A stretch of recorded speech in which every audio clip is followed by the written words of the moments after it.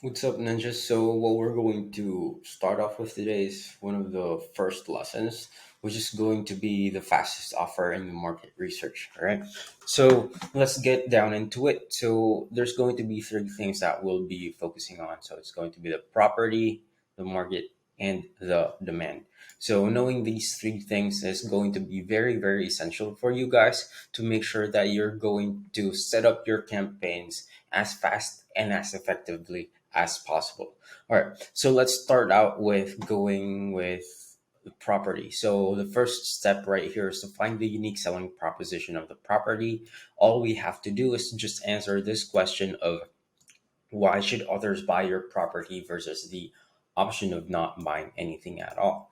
So that's the main thing that we need to work on, is to go ahead and answer this question. Now, how do we go ahead and actually answer this question? All right, so you do that by studying the property first. So everything about the property inside and out, all the details, the amenities, the location, price terms, the features, size cuts, availability, and the advantages and benefits of buying it right now. So everything that you have to find out, just make sure to find it out, because for a lot of you, you guys are going to be property specialists, and you really need to be a specialist about your property. You also need to find out like how if, for example, an investor is going to plan to buy your property from you, you need to find out a way how they can make money from that property as well. So next is, by doing this, you get clearer information about the property's strengths, since you already found out all about these and all of the selling points, and you can use that information to now feed into your ads and eventual objection handling, because finding out what's in here, okay, finding out what's in here pretty much answers this question right here. Absolutely no brainer thing to do, right? Because information for the ads and for the eventual objection handling, when you're already on the sales with your client, it's pretty much the information that they need to find out so that they can go ahead and create a informed decision. So now, how do we go ahead and move forward with getting all of these details right here? So, as an advertiser, like, I'm not a property specialist. I don't work with any developers or brokers, for example. But how do we go ahead and get all of these information right here, since I'm not connected to the company as well? So what I do is I go ahead and request for all of the details that the seller has about the certain property. So what I do is I go ahead and pretty much ask for the project presentation, like all of the information that they can give to me. So if you guys have that, you need to go ahead and start practicing on presenting your project as if you're going to be actually selling to someone. All right. The next is going to be the ads library, which a lot of you guys already know how to do. So just go ahead and search ads library like this one. And then over to here, just go ahead and click all ads and just search whatever property you'd like to go ahead and search. So let's say, for example, Circa at Alveo. So this should be their newest property, Nuveo. So there we go. So this is where you can see all of the existing ads right here, and it's all for you to see. So like, who's advertising it, what kind of ad copy are they using, and what kind of creatives they're using as well. So that's one of the first things that we go to. Now is going to be on the Facebook post. So I just go ahead and go to Facebook right here, and I go ahead and start searching for whatever it is. So maybe circa at Alveo again. And then once it loads, I'll just go ahead and go over to posts. And actually, what I'll do is for the ads library, I just go ahead and create a new Google Doc, and I will just find like my top three ads right there and just copy paste all of the top three ads right there and put it on to my Google Sheet. I mean, my Google Docs, and then it should be a lot easier for me to organize my thoughts and my ideas on how I can go ahead and build my actual USP. So right here, you can just go ahead and search like what's the current unit types available. You can go ahead and search for the photos, like how are people actually portraying it in their captions or on their copy, all of that stuff. So next one is going to be on YouTube videos. So there are a lot of people who was actually, kind of uploading a version of how they present their project presentation online. So this is a cool and neat way to go ahead and search for it. So Nuveo at Circle. So an example. So you have a lot of videos right there that you can go ahead and uh, try and see.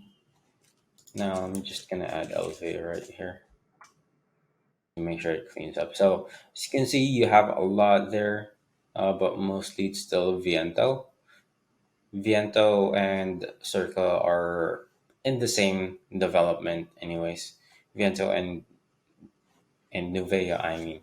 So they're both in Circa. So no, if you kind of think of it, they will mostly share different. They will mostly share the same kind of unique selling propositions, especially on the location and on the amenity side.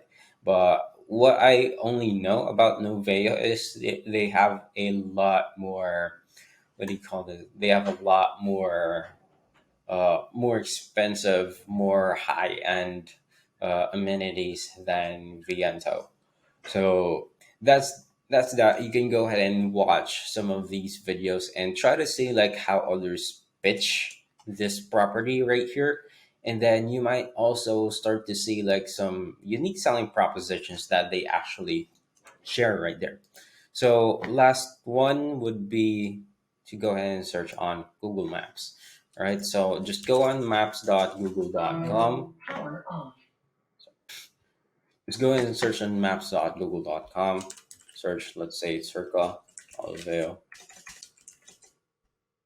And then, if you go ahead and zoom in right there, you can start to see like how near it is to everything else, and you can go ahead and just use it. Like, uh, if we go ahead and click this one right here and click directions, and let's say we want to go to Alabang Town Center, Alabang Town Center. So let's just switch that right there. And as you can see, you can go ahead and get like how many kilometers and how many minutes away it is going to that place. So that's something that you can go ahead and add onto your uh, ad copy and also onto your pitches and all of that stuff. So actually, usually this one would already show up in your project presentation, but this is just a reminder like even if you're selling let's say secondary market properties, this is all of this right here is something that you can still definitely do. So let's say for example you're selling secondary market, you can go ahead and skip out like the ads library, or like maybe you can still check out if there's kind of any similarities. But like for the rest, the YouTube videos, like the project presentation, this Google map right here, you can go ahead and do that. But definitely for me, like the most effective way to do this is just literally going to the property itself. If that's something that you guys can definitely do, then please do it. So that's it for the property. Let's go and move on to the market. So basically all you have to do is to just search for the demographics. which means the age, gender, location, and ethnicity, work industries, and then the salary ranges.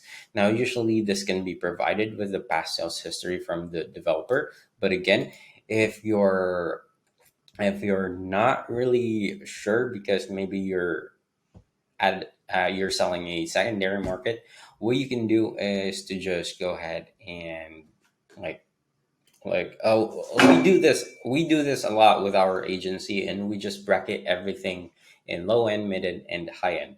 So for example, if this property fits this range of total contract price, then this is the market that it's in, and we already have set a set demographics and we already have a set demographics and psychographics for that intended market right there. So we already know kind of how to go ahead and gauge what kind of demographics is in the low end, mid end, and the high end market. And in the targeting video, we will go ahead and dive deeper into this. And yeah, but basically, this is the most basic thing that you need to get out of your market. Now, lastly is going to be the demand. All right. So now that we've covered the first two parts, it's now time to actually starting to know if your market actually cares about your property. All right. So here's a bunch of questions that you can use to base this information on. So for the first one, it's going to be how long has this project been open for selling, right? Next one is going to be how many units are remaining. And then lastly is going to be how many people are advertising this property. All right. So if you kind of see like for these ones, if you kind of see a low, like you get so if for this question right here you kind of see that it's been open for selling for a long time, it just means that nobody really likes that property. And then how many units are remaining? Well, basically these two are kind of similar questions right here, but let's say for example that it's only been open for selling for a year, and let's say that there's just like 20 units available out of 400, and that means that's a really high demand property. Now, last is how many people are advertising this property, because there might be a lot of advertisers, being told to there might be a lot of sellers being told to focus on advertising this property. Sometimes it might be their focus project, but for the most part, if there's a lot of people advertising this property, then that means that the demand is very high. So next is there. Once you have favorable answers to those questions, that means that you're on your way to having a good offer on the market, right? Because you should be able to offer something that is actually a decent deal or a decent offer to your market. Otherwise, they're just gonna have buyer's remorse, right? And that's not something that we're promoting right here as well. So if you don't have a favorable, so if you don't have a favorable answer to any of these questions right here, just please consider switching properties to sell. All right. If you're not even confident in yourself that you like the project, how much more if you're not even confident in yourself that you like the project, how much more your clients, right? So you need to take your bias out of this, and it's not you that you're selling to. You're not the buyer, you're the seller, all right? So it's your market that's going to buy. They pretty much have the demand, all right? So with that said, make sure to go ahead and just answer this one question right here, and just kind of list down all of the unique selling propositions. Um, mainly, we go ahead and like stick up. Mainly, we go ahead and put at least five unique selling propositions about the property so that we can go ahead and then use it for the copy that we're going to be writing. So that's it for this video, and I'll see you in the next one.